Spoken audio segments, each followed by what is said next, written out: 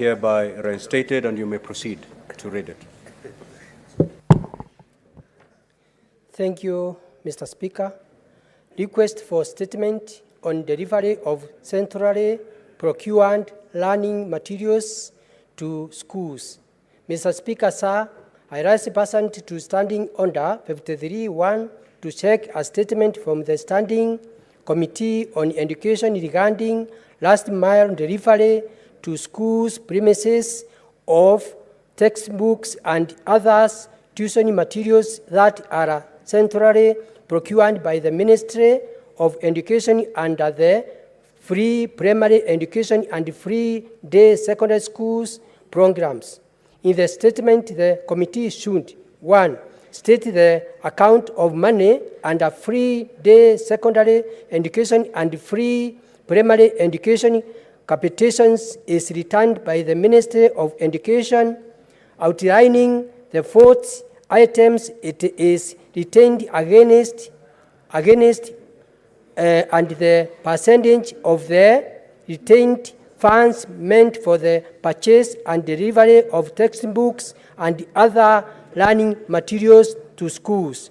2, explain the final point of delivery of centrally procured textbooks and other tuition materials by the Ministry of Education, stating whose responsibility it is to deliver the same materials to the school premises as per the agreement between the Ministry and the publishers and vendors. And 3, outline any plans by the Ministry to ensure the centrally procured materials are delivered to schools and not at the sub-county education offices as in currently the case. Senator Alexander Mundigi, Embu County. Happy Jamhuri Day, Happy Christmas, Happy New Year. I love you all. Now, pursuant to Standing Order 53.3, I will allow limited comments on all these statements, starting with Senator Olekina.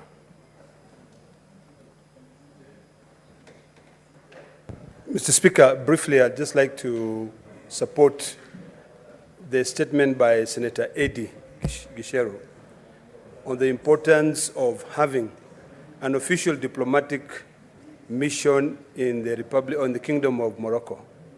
Mr. Speaker, having an official embassy is very, very important. I know we have challenges, given that there was some confusion on our diplomatic ties with the country of Sorai, which is neighboring Morocco.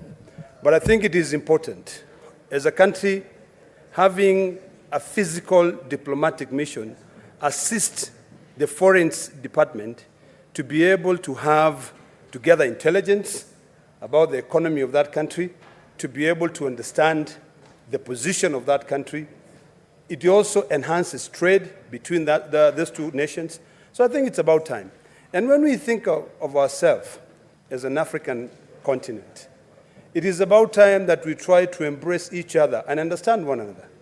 The current occupier of the House in the Hill has been advocating the need to open Kenya for all Africans. So the best way to be able to open Kenya for all Africans is to be able to ensure that we have representation, in each and every country. So I think the issue of Morocco has really supported this country a lot. We get a lot of fertilizer from Morocco, from the Kingdom of Morocco. So I think it is imperative that we bring our brothers closer so that we know how we can be able to deal with it. While at that, Mr. Speaker, I think also we have to play a critical role in educating some of those characters who represent us in the Ministry of Foreign Affairs. Mr. Speaker, I was shocked. I was literally shocked when I saw the PS, Mr. Abraham Singoe Korir, really attacking the Speaker of this House and saying that the Speaker of this House cannot be able to meet and discuss issues to do with diplomacy. Mr. Speaker, You know, people have selective amnesia. If you look at the previous administrations, and these offices that we hold are not offices that belong to an individual. These are offices which transcend individuals. In the last dispensation of the Jubilee administration, the former president of this country, His Excellency Uhuru Muigai Kenyatta, extended an invitation to the Republic of Somaliland, and they were building diplomatic ties. I think it is imperative, Mr. Speaker, that this House, and particularly the Committee on Foreign Affairs, to summon the current PS of Foreign Affairs, my friend Abraham Singoy Korir, to come here and explain, because it is ridiculous. You know, sometimes we make certain comments which we don't understand their unintended consequences. It is hypocritical for someone who has served as an advisor to the government to be able to go and make statements to attack a very powerful, institution. The Senate is very powerful. The Speaker of the Senate is almost number 4 in leadership in this country. So really, how can a PS who is approved by this House go in and castigate a Speaker? So, Mr. Speaker, we're not talking about this issue of diplomacy, issues of opening embassies abroad, issues of bringing these countries all together. Recently, we admitted Somali into the East African community. Why is it wrong if people are able to recognize Somaliland as a nation within a nation? Why is it wrong for the Speaker of this House to be able to meet with dignitaries from that country? So, Mr. Speaker, I think it's about time that we stand firm, defend this House, defend the leadership of this House, and ensure that we can be able to go together as a nation.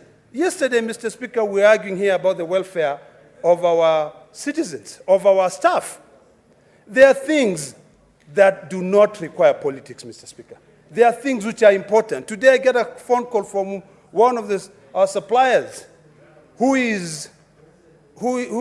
assists our constituencies' offices, that he could not be able to take his child to the hospital because my office has not paid for things that they supplied for the operations of our county offices. So if we cannot sit here and talk, anytime we raise issues, it's a problem. You hear someone in the executive coming here and castigating this House. I think it's about time that we make a firm determination, and this statement by the distinguished senator from Migori should be one that can be able to canvass all these issues. Not only the issue of Morocco, but also the issue of Somaliland, so that we can put everything to rest. And finally, as I sit, Mr. Speaker, I really would like to request the same Committee on Foreign Relations to summon Abraham Korir Singoe to come and explain why he took to social media to castigate the Speaker of this House. Thank you, Mr. Speaker. Senator Essie.